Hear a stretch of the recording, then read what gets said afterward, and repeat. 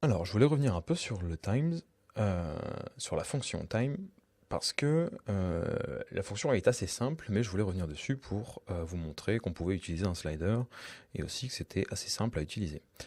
Après tout ce qu'on a fait, ça vous paraît bête comme chou, mais après tout, il faut quand même avouer que pour l'animation, c'est très pratique. Alors, Alt-clic sur rotation et mettons juste time, tout simplement. Et on voit que ça tourne doucement en fonction du temps, parce que le temps s'écoule doucement. C'est pas la première fois qu'on utilise ça, la dernière fois qu'on avait utilisé c'était pour le mat sail, souvenez-vous, parce qu'on cherchait quelque chose qui évolue avec le temps, et quoi de mieux que le temps lui-même.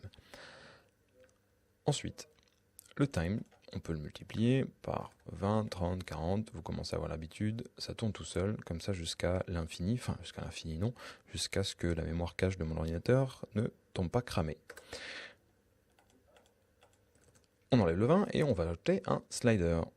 Effet, le message d'erreur là est complètement normal parce que j'ai supprimé la multiplication, du coup il se demande par quoi il faut le multiplier et comment on fait pour multiplier par rien.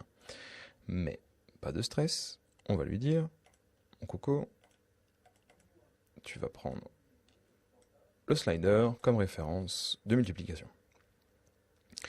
On est tous d'accord que si on multiplie par 0, ça fait 0. Et qu'on va pouvoir aussi animer le slider en lui demandant de faire des rotations de façon contrôlée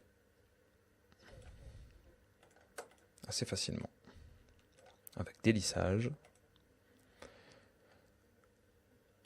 et du motion blur. Et voilà ce que ça va donner.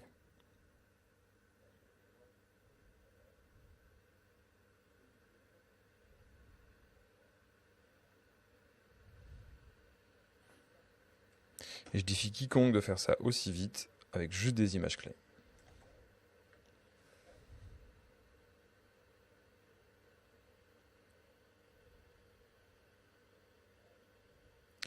C'est vraiment très rapide et sans problème, on arrive à faire quelque chose de très simple.